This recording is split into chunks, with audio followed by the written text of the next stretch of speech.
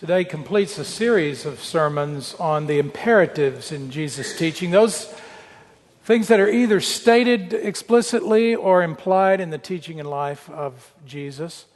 An imperative, as you recall, is not just a command, but it's anything that demands our attention and our action. And today our imperative is follow. Follow.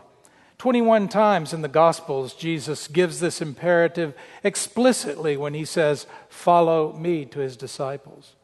Today we see it in this reading that is the Transfiguration. The Transfiguration. We heard it a moment ago. Remember that just before the Transfiguration, Jesus is having a conversation with his disciples, and he asks the question, "Who do the crowds say that I am?" And they say, well, some say John the Baptist, others say Elijah, and some would say that one of the prophets of old, one of the ancient prophets, has arisen. And Jesus said to his disciples, "Who do you say that I am?" And Simon Peter answered, "You are the Messiah of God," the Messiah of God, the anointed one of God.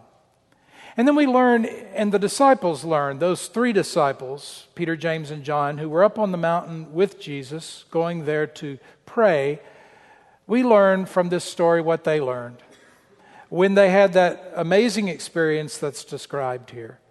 When Jesus was transformed, changed, transfigured before them, they had that experience of hearing the words, "This is my Son, my chosen one." So we learn from this, as they did. As Simon Peter had discovered, this is the Messiah of God, the anointed one. And as they learned that day, this is the Son of God. They also learned that this one is not only transformed, the Greek word is metamorphosis, a word that we're all familiar with, that we use in the English language. But not only is he transformed, but he also has the power. This is the Son of God. This is the chosen one. The anointed one of God has the power to transform as well. And that transformation takes place as people follow him. And so he calls people all the time, "Follow me, follow me, follow me." And in that following, there is transformation. The Apostle Paul picked up on this and uses the word metamorphosis, the only two other times it's used in the New Testament. Paul uses it when he talks about how Christ transforms our lives. And he says, "Do not be conformed to this world, but be transformed by the renewing of your mind." And that happens as we follow Jesus. So very quickly, three things I want us to think about and take with us today about following Jesus. The first thing is, when we follow Jesus, Jesus will lead us to the mountaintop. That is, if we are followers of Jesus, we will go to those mountaintop places as Jesus did over and over again to pray. We will have those times and those places that we have set aside to pray and to meditate, to think, to be still, as the psalmist said, and know that God is God. Jesus did that. To follow Jesus is to go to the mountaintop and to have those times to remember what the main thing is, what's most important, who we're called to be, and who God has created us to be.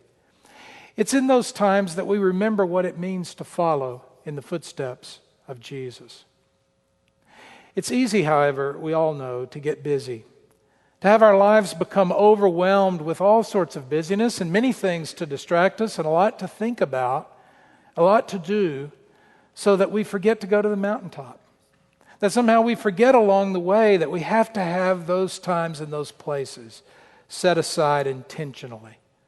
One of my favorite stories is an old legend out of India about a young disciple of a guru who excelled in his vow of poverty, that is, in his commitment to own nothing and to live completely on the generosity of others and to devote his life wholly to prayer and to meditation in his devotions. And so impressed was the guru with him that he decided it was fine to leave him alone in the town and to go somewhere else and to call other disciples. And so he left the young man alone there. The young man had a routine every day. He would say his devotions, then he would wash out his loincloth, and he would go and hang it up to dry. One day he went to retrieve it, and it had been chewed on by rats. In fact, they had eaten half of it. And so he had to beg to the village for another loincloth, and they gave him one, and the same thing happened. And so he thought, well, this won't do. I've got to get a cat to take care of the rats. So he got a cat. But then he realized that not only did he have to beg for his own food, but he had to beg for milk for the cat. And so he said, this won't do. And so he got a cow to provide the milk. But then he had to beg for fodder for the cow along with his food. And so he said, this won't do. And so he plowed up all the area around his house, and he began to grow a crop there. And it got so big, and he got so busy with that he couldn't keep up his devotions and his prayer and his meditation. So he had to hire servants to tend the crops. And he did that. But then he was overcome with HR issues, He was having to maintain all of this and to supervise all of these servants. And so he decided he needed a helper, and he got married, and he built a bigger house, and now he had a helper. And he became the wealthiest man in the area. Well, soon the guru came passing back through and looked for his disciple and was astounded that the mud hut was no longer there, but instead there was a palace surrounded by beautiful grounds. And he saw the disciple, and he said, what is the meaning of this? The disciple said, sir, you won't believe this, but this is what it took to keep my loincloth.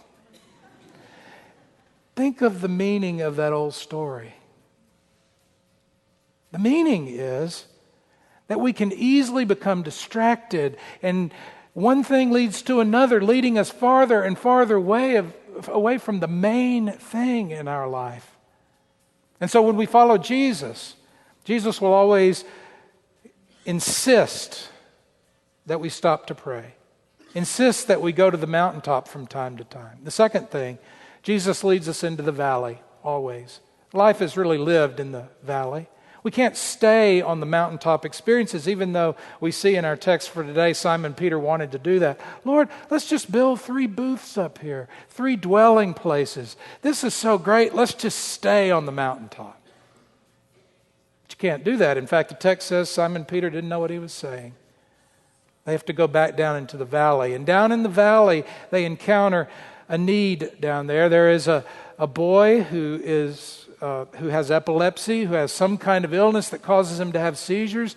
And the father has brought the boy to the disciples that remain in the valley, and they're powerless to do anything. And a crowd is gathered around, and Jesus heals the boy.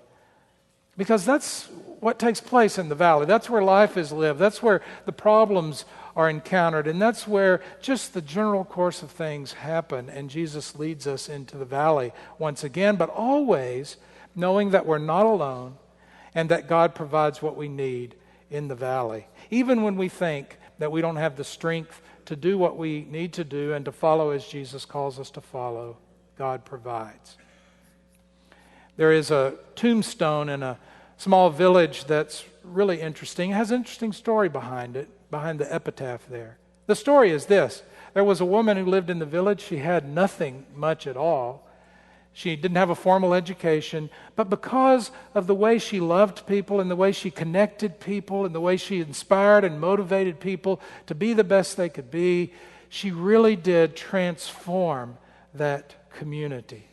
She was a real follower of Jesus, and she was a transformation agent. She was, to use the image we heard a moment ago, a thermostat in her community. After her death, they got together and they pitched in and provided a tombstone, and they had it engraved with an epitaph that at first seemed strange. And it simply said this: she did what she couldn't.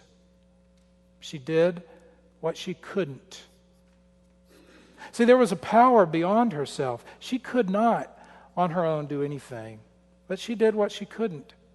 And when we live life in the valley following Jesus, we can do what we can't, because we're not alone in that valley. And finally, we don't have, as Christians, our most holy places on a mountaintop or even in a sanctuary. But we find our most holy places along the way as we follow Jesus. It's those encounters with people along the way.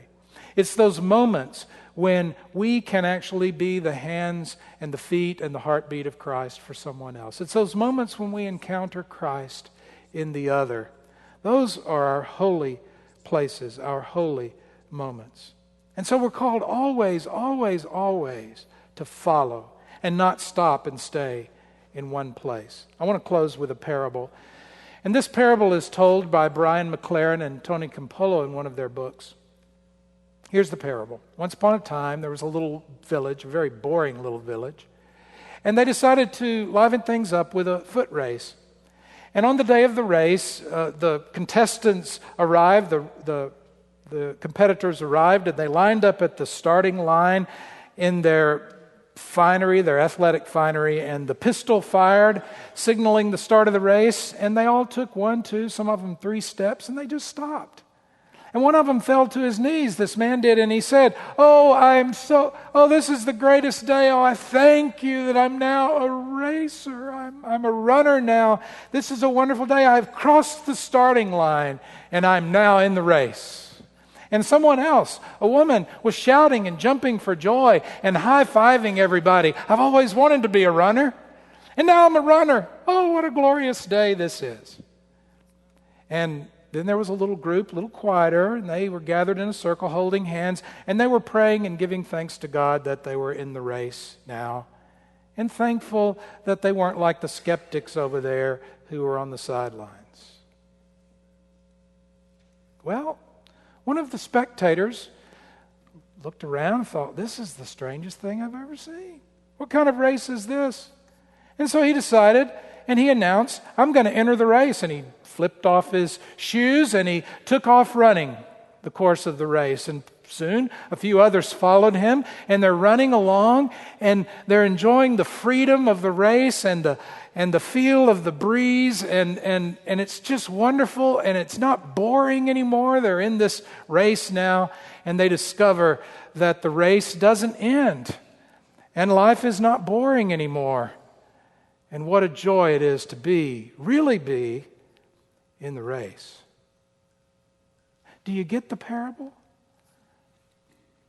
The writer of Hebrews says, we are surrounded by a great cloud of witnesses. Let us therefore run with perseverance the race that is set before us, looking to Jesus, the pioneer and perfecter of our faith, the one who runs the race ahead of us, the one who has been there, and the one who leads us. That's our call to follow. Amen.